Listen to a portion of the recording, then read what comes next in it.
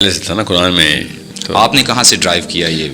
قرآن پاک میں عربی میں صاف صاف لکھا ہوا ہے. صحیح. آپ معراج کیا سمجھتے ہیں؟ کیا نبی اسلام آسمانوں میں نہیں گئے؟ یا تو وہ نہیں گئے، کہیں کہ نہیں گئے تو اب اسلام سے خارج ہے نا. بالکل گئے. تو گئے. جی جی. تو اس معراج کی پلورل کیا ہوتی ہے؟ معارج. تو معارج کے نام کی صورت ہے. میں نے اپنی طرف سے تو کوئی رائے نہیں بنائی نا. ایمان کا حصہ ہے. باقی علماء تمہارے ایمان کا حصہ ہے. اتنے واضح طور پر اگر چیزیں موجود ہیں تو باقی علماء کیوں یہاں تک نہیں پہنچ سکے؟ میں نے آپ سے کہا نا کہ یہ وہ جو چلتا آ رہا ہے اس کو فالو کرنے کو یہ صحیح سمجھتے ہیں. اور وہ چلایا کس نے؟ وہ یہ ریسنٹلی 200-300 سال پرانے معاملات ہیں. ورنہ صحابہ کرام کو تو کبھی بھی اعتراض نہیں ہوا ان تمام معاملات کے اوپر.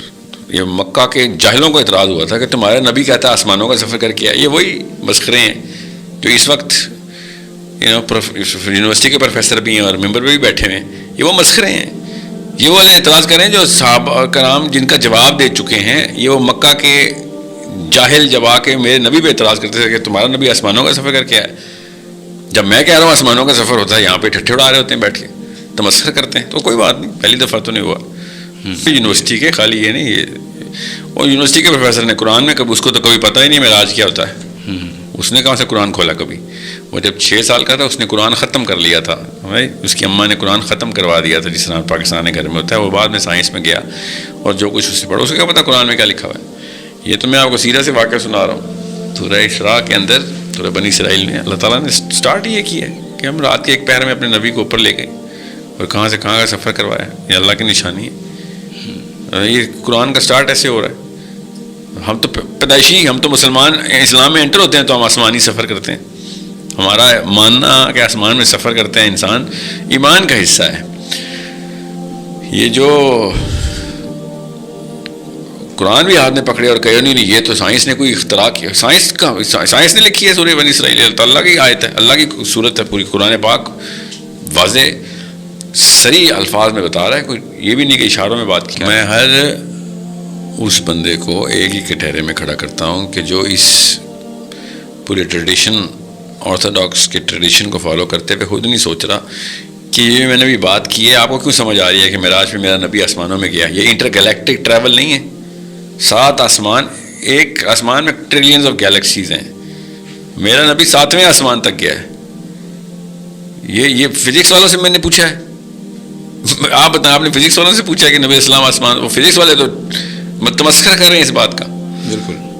تو جو شخص یہ مانتا ہو اور اس کے بعد یہ کہتا ہو نہیں یہ ایسے کوئی راستے نہیں ہیں جو آسمان میں جاتے ہیں، اس کا اسلام سے کیا تعلق ہے؟ مطلب وہ تو جہل میں پھنسا ہوا. بس دونوں ایک ہی بات ہے. والدین بھی اگر قرآن سے ناواقف ہیں، قرآن سے زیادہ بہتر کتاب کوئی نہیں ہے کریٹیکل تھنکنگ کی. قرآن خود دعوت دیتا ہے اور فورس کرتا ہے نا. قرآن میں نصیحتیں نہیں ہیں. میرا رب نصیحتیں نہیں کرتا، احکام جاری کرتا ہے. تو جو کتاب احکام جاری کرتی ہے کریٹیکل تھنکنگ کے، وہ چھوڑ کے آپ حقائقیں اور نصیحتوں کی کتابوں سے گوروں کی یا سے بھی لے رہے ہیں، تو بچے نے تو نہیں کرنی کریٹیکل تھنکنگ پہ. سو مفتو قوم کو سب سے پہلے کریٹیکل تھنکنگ میں ڈالا جاتا ہے، تب کہیں جا کے وہ فتح کا سفر شروع کرتے ہیں. اگر آپ کریٹیکل تھنکنگ نہیں کریں گے تو پھر آپ چلتی جو بھی سسٹم چل رہا ہے اس کو صحیح مانیں گے.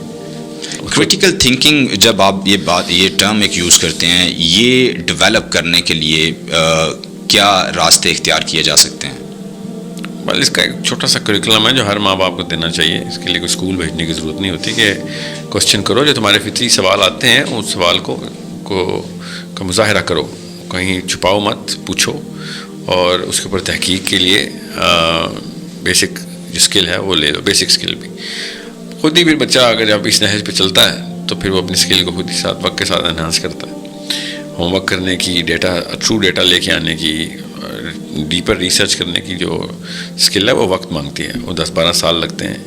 تو جب اگر 12-13 سال کا بچہ اگر اس کام میں لگا ہوا ہے تو وہ 18-20 سال تک تو شاید صاحب اگر والدین میں وہ چیز ڈیولپ نہیں ہے، جو کہ آج میں دیکھتا ہوں کہ معاشرے میں اگر والدین خود ہی نہ سمجھ اسکل نہ بھی ہو نا، سوچ ڈیولپ ہو جائے تو وہ اسکل پہ کسی اور کام کسی اور طریقے سے فیسیلیٹیٹ کر لیں گے. میں والدین کو یوٹیوب تو نہیں آتی تھی، ہمیں تو آتی ہے نا.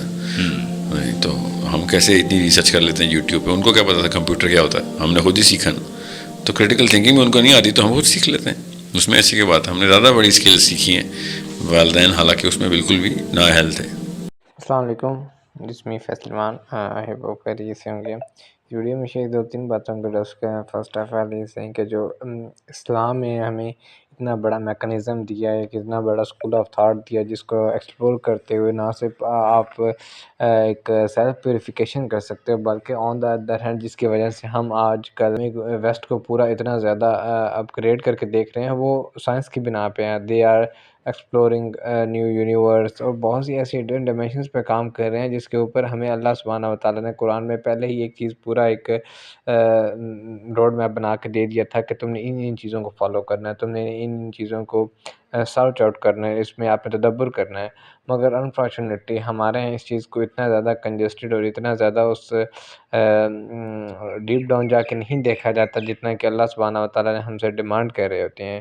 اور یہی چیز ایک مسلمان کو فاتح قوم بناتی ہے، کہ جب وہ تدبر کرتا ہے، جب وہ تفکر کرتا ہے، وہ کریٹیکل تھنکنگ اپنے اندر لے کے آتا ہے، اور ایسی چیزوں کو سرچ آؤٹ کرتا ہے، ان کے اوپر اپنی ایک الگ پرسپیکٹو بناتا ہے، جو کہ اللہ سبحانہ و تعالیٰ نے بتائی ہوتی ہیں. اگر سائنس کی بنا پہ دیکھیں تو دے آر جو بھی ہمیں سائنس میں پریویس ہسٹری میں سائنسدان دیکھنے کو ملتے ہیں، دے آر آل تابعین ٹرینز.